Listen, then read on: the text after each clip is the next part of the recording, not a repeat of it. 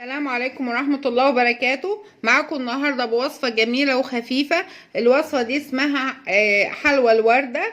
الوصفة دي افتكاسة أفغانية، بس أنا عملتها لكم بأسهل طريقة ممكنة ليها إنها تتعمل. طريقة سهلة وبسيطة جدا، مش هتاخدي فيها مجهود، مش هتتعبي وانت بتعمليها، مش هتقعدي ترقيها رقيق جدا وتاخد منك مجهود كبير. الوصفة دي جميلة ومورقة، طبقاتها مورقة ازاي وجميلة ازاي، طعمها لذيذ. حبة انا زوقتها بس بشوية بشر فستق كان متاح عندي، انت بتزوقيها بالمتاح عندك طبعا. انا رشيتها شوية سيرب وحطيت عليها بشر الفستق. انت المتاح عندك متاح بقى النوتيلا، تديها وردات نوتيلا، متاح كريم شانتيه تحطي كريم شانتيه وكريزايه، متاح مربى حليب، حطي مربى حليب، زي ما انت عاوزه. اللعب فيها كتير، والفينش دون على ذوقك وعلى مزاجك وعلى امكانياتك، انما الطريقه الاساسيه اهي معاكم. يلا بينا كده نعرف عملناها ازاي. نسمي الله ونقول مع بعض المقادير. عباره عن 3 كوبايات دقيق حطيتهم في العجان، معلقتين من السكر وربع معلقه ملح، بيضه وعليها ربع معلقه فانيليا ومعلقه صغيره من الخل، ودي معلقه خميره فوريه، معلقتين لبن بودر، 3 معالق زيت، يعني كل كوبايه عليها معلقه زيت. تمام. اعمل ايه؟ احط الزيت، احط البيض والخل على الزيت، البيض والخل والفانيليا كده احطهم على الزيت.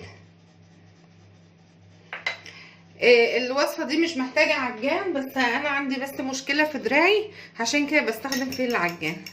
اخلطهم كده مع بعض كده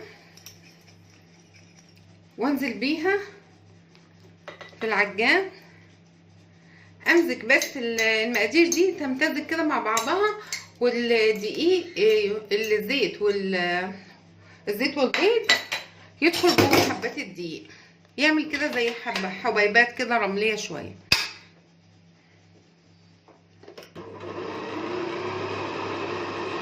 قلبت الكلام ده مع بعضه كده شويه شويه صغيره خالص، وانزل بلبن البودر والسكر والخميره، وتاني اقلب. عاوزه اخلطهم كده ببعض، يختلطوا. طبعا العجين ده لسه هيحتاج معانا ميه، هنحتاج ميه للعجن. هناخد معانا هنا المقدار ده هياخد من نص كوبايه ميه ل3/4 كوبايه ميه حسب نوع الدقيق. بس اخلط المقادير تاني كده مع بعض.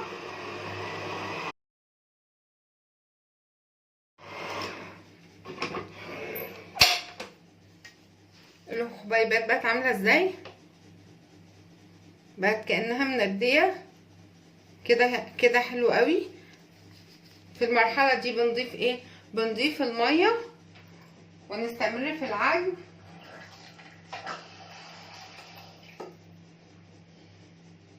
لغايه لما العجين يلم معانا.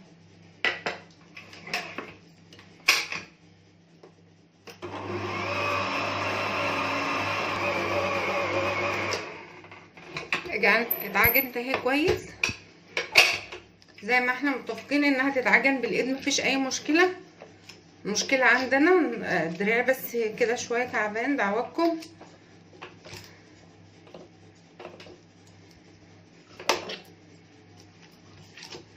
اهي عجينه لينه وحلوه قوي. شايفين العجينه ملمسها اهو لينه وجميله ازاي. اعمل فيها ايه؟ هاخدها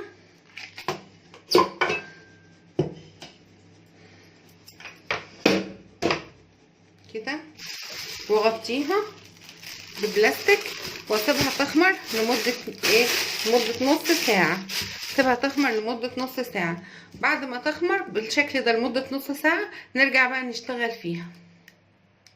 بعد ما ارتاحت العجينه وبقت بالشكل ده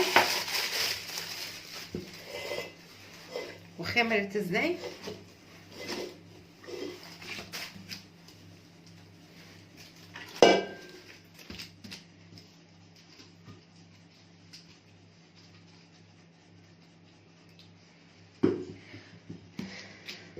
اهي.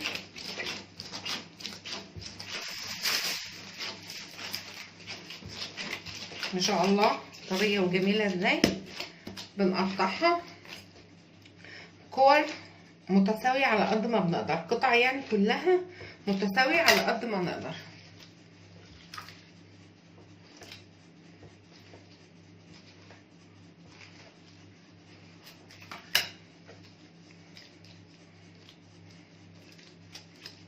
نعملها كده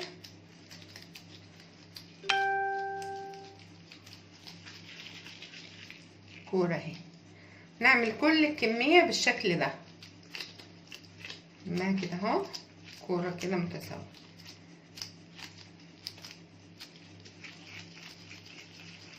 كل الكمية نعملها بالشكل ده، نخلص كل الكمية كده.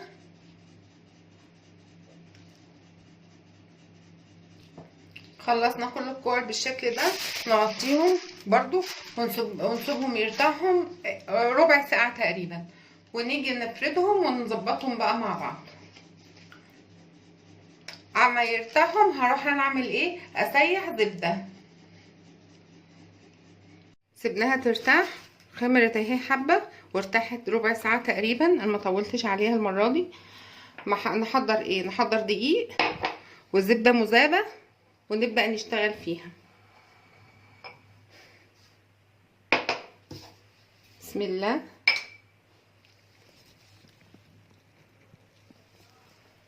ناخد واحدة واحدة برش الدقيق ونشتغل فيها.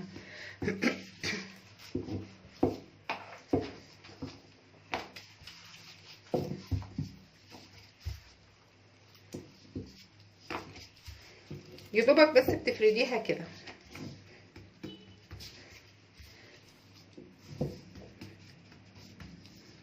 وتحطيها بقى على جنب، تفرديهم كلهم بالشكل ده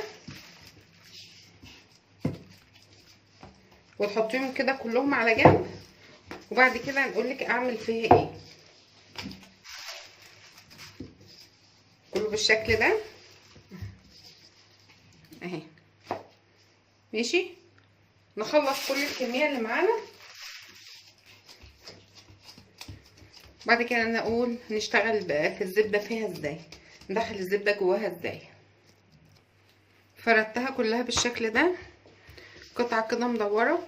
هي طبعا المفروض انها تتفرد رقيق خالص، بس انا بجيب لكم اسهل طريقه. الحلوه دي حلوه افغاني، وانا جايبه لكم اسهل طريقه انها ممكن تتعمل بيها. ماشي. واجي ادهن الزبده اكون مدوباها.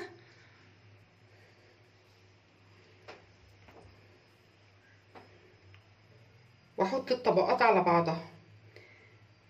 دي اسهل طريقه ممكن تعملي بيها نوع الحلوى ده، علشان ايديكي وما تضايقيش عصب ايديكي. فانا جبت لكم الطريقه دي سهله قوي ليها. تعملي ايه، بتحط كل الطبقات على بعضها كده اهو، وتدهني تاني لغايه لما نخلص كل الطبقات بالشكل ده. نيجي بقى لاخر طبقه، بفردها اكتر، بوسعها علشان اغطيها خالص بالعجين كده. ماشي. اخدها اعمل فيها ايه، اخدها احطها في الفريزر بس يعني 5 دقايق، الزبده اللي جوه تتماسك، عشان واحنا بنفردها ما تخرجش منها، عشان لما نيجي نفرد ما تخرجش. سيبها 10 دقايق ترتاح في الفريزر واجي اوريكم هفردها ازاي. سبتها كده ارتاحت في الفريزر، هم 10 دقايق بس.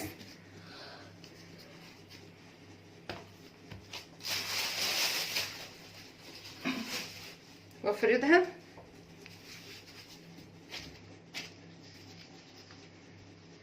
بسم الله الرحمن الرحيم.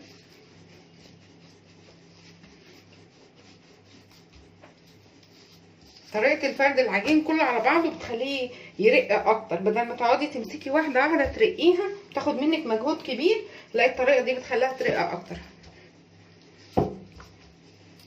تفرديها كويس خالص لغايه لما توسع معاكي الدايره.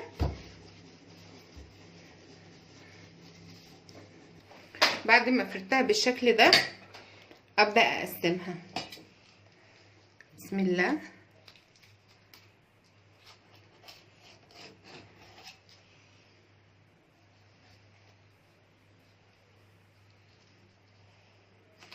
نقسمها كلها كده قطع متساوية.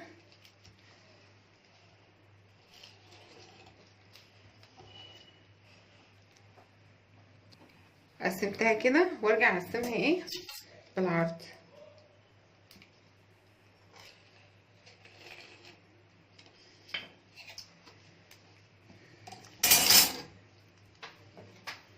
شايفين توريق بقى الطبقات اهي. خدها بقى ابرمها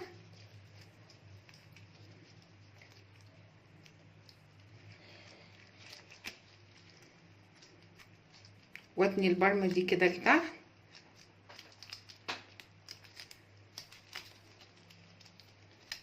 زي الدوناتس كده،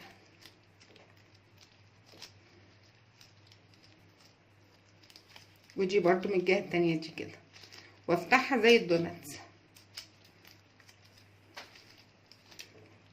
بالشكل ده كده. تمام. اعمل كل المقدار بالشكل ده، نلفها كده على ايدينا كده على صباعنا واتنيها كده اهي زي الدوناتس، واتني برضو الجهة التانية كده عليها، عشان دي في التحمير بتورق بقى الطبقات دي وبتبقى تحفة. خلص كل الكمية بالشكل ده ونروح نحمرها وساعة التحمير ان شاء الله نتقابل. ابدأ احمر على نار كده متوسطة عشان تستوي من كل الاجناب.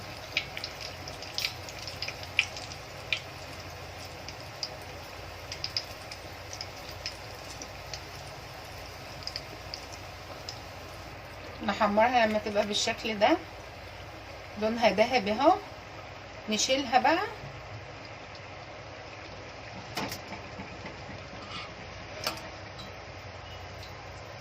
وطبقاتها كده تبقى مورقة،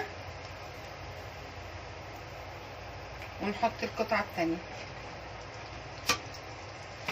شايفين الطبقات مورقة ازاي وجميلة ازاي.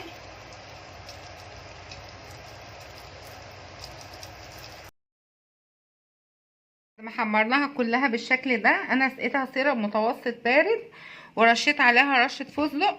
الحلوة دي سهلة وبسيطة ومش مكلفة خالص. 3 كوبايات دي عملنا حلوة بسيطة جدا وطعمها لذيذ. الحلوة دي افغاني، انا جبت لكم طريقتها باسهل طريقة ممكنة علشان تنفذيها من غير ما تبقي اخده مجهود معاكي ولا تعب. الحلوة دي اسمها حلوة الوردة. شوفوا هي فعلا ورقت وشبه الوردة الجوري ازاي، شكلها تحفة جدا ما شاء الله. اتمنى ان الفيديو لو عجبكم لايك وشير وتفعيل الجرس عشان يوصل لكم كل جديد. والسلام عليكم ورحمة الله وبركاته.